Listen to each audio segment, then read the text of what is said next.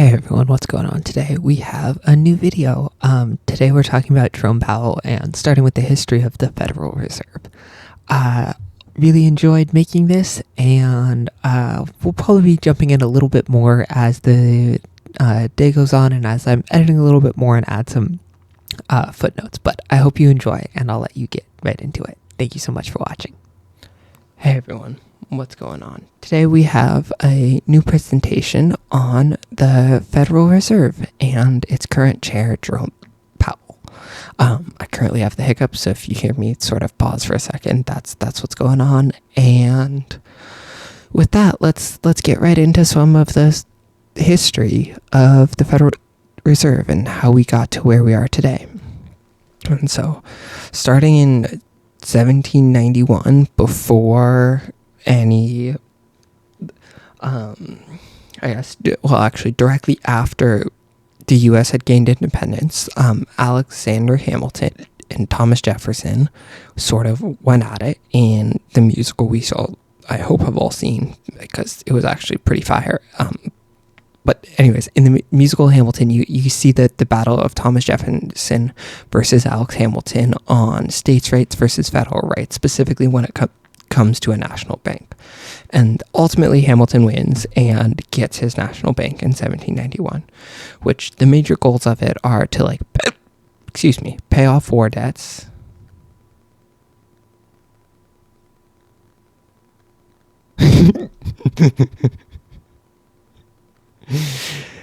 Yes, I will do my best to not get abducted. No, but Powell's a good person. Powell's somebody I'm excited to be talking about. But the first national bank was created in the U.S. in 1791, so 20 years after its founding, to pay off war debts, raise money for current government federal activities, and create a common currency. Because back then they were sort of stuck between a lot of states had their own unique form of currency, as well as they were sort of still using the British pound, and there was a continental dollar that was created during the wartime but was super devalued because they printed too much of it. And all in all, the Hamilton's idea was that it was the federal government's job to create a strong, stable currency. And so ultimately what they did is Congress gave a private bank a bunch of responsibilities and created a private bank. So you and I could come in, actually both you and I could invest in it. However, we would not necessarily be given the same rights. Someone from the U.S. would be given voting rights to my shares, whereas somebody outside of the U.S. would be allowed to invest in it and take part in the profits the bank made, but they wouldn't be able to vote or have influence over the bank in any way, which sort of makes sense for this idea of a private bank with public duties. All in all, it was a charter for 20 years, so it lasted until 1811, which the U.S. was in a war, the War of 1812, which was sort of going on. It was the British attacking, and we, fighting this war, realized, as we didn't renew the charter of this first bank, that we needed some way to bring money into the government to fight this war, and then to industrialize after it, because the U.S. was a very agrarian sort of farming-based society. And so the second national bank was created with very, very similar sort of ideas and outlooks. The only real difference was it also had an effort to industrialize a lot of places, because we kind of saw that the power of Britain didn't come from necessarily the number of people or the things they got, but actually from the industry and the backing. It was the first industrial revolution. And so it was immediately a political struggle, again, sort of states versus federal rights. So the federal government, in theory, says we have the right to create this thing, to execute the will of Congress, which is a sort of common theme that you'll see of the federal government can do certain things. However, if the certain things aren't outlawed by the federal government, the responsibility falls to states. And so states were kind of pushing back, saying, if this is a federal entity, we should be allowed to like tax it and take money from it, because it's a private bank. And so eventually there was this lawsuit where somebody basically sued on that basis, and the Supreme Court of the U.S. found that like this bank was allowed to operate as a private owned institution, but not be taxed by states, i.e. it was allowed to be considered federal property because Congress has the power to say, hey, we need something to execute the things we deem are necessary. And so this was all well and good. This is another 20-year charter, so it was going on until Andrew Jackson, the sixth president of the U.S., gets up to sort of start campaigning for his election. And during his campaign, he ran in 1932, I believe, he ran on this platform of states' rights and shutting down the charter for this bank, because there was a lot of effort to renew the charter and get it pushed through. After he got elected in 1933, he pulled all of the federal deposits from the Second National Bank, which effectively ended any chance it had of getting its charter renewed. And basically it caused a bunch of instability for the bank itself, as well as the whole state. And so eventually the state stepped in and sort of created it as a state bank rather than a federal bank.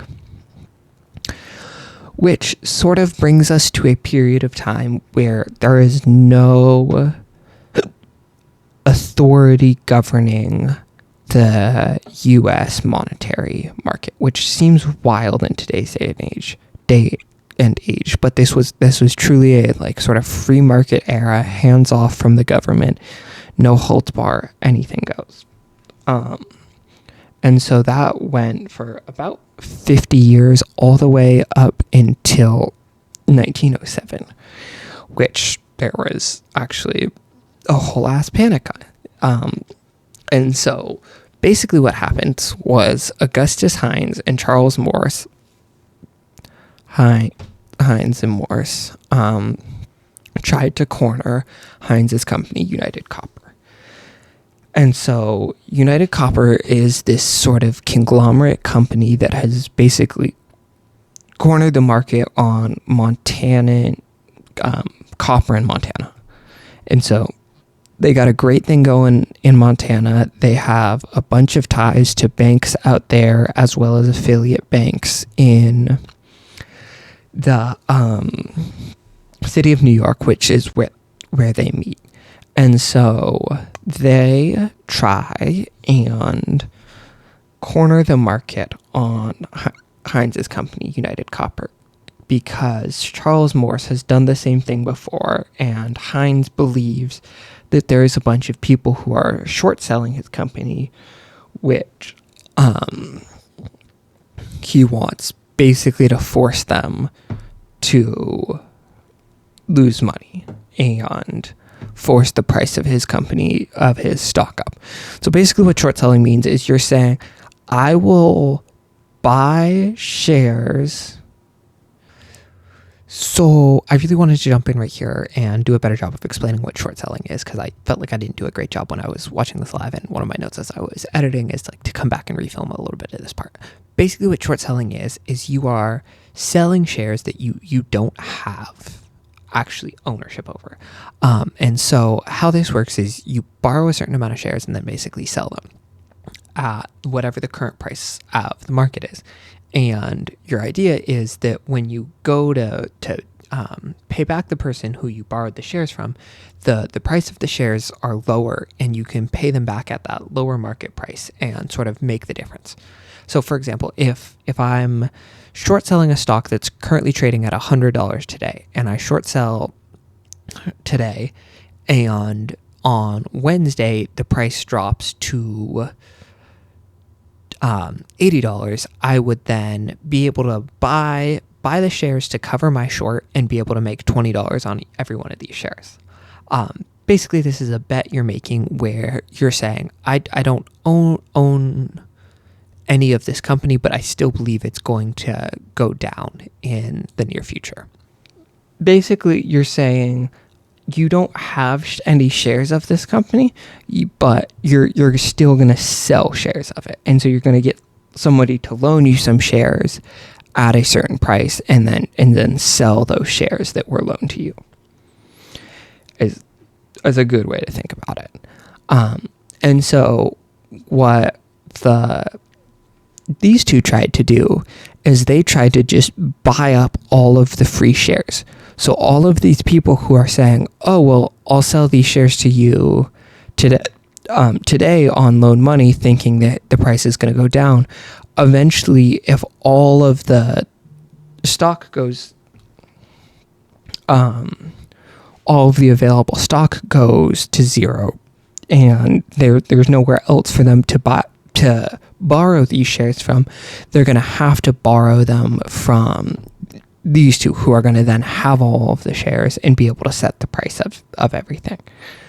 And so they tried to do this on Monday, I think October 9th or 10th or 11th, somewhere in there. We'll just say Monday the 10th. And so the price jumps from, I was trading at about $30 or $40 on the New York Stock Exchange to $52 at the close of Monday, because all these people, what happened is, as the price went up, they were all forced to buy more shares to cover these short sells, because they sold these shares that they didn't really have. And so then as the price went up, all the banks said, okay, well, now we need the money that's going to collateralize all of these shares, because they're moving the wrong way. But Hines and Morris drastically misjudged the amount of money they had and the amount of money they needed. And so the price on Tuesday went from hit highs in the 60s and then dropped back down to the 30s. By Wednesday, it was closing at around $10. So basically, this company had devalued itself through this operation, because everyone saw what they were trying to do, and basically saw through the scam and the cornering of the market attempt. And there was actually lots of other shares and lots of people who weren't short selling but had shares that they were selling. This caused the banks that Hines owned to go insolvent, because a lot of the loans they were making were backed by United Copper Company, which, if you remember from our last video, we talked about market cap.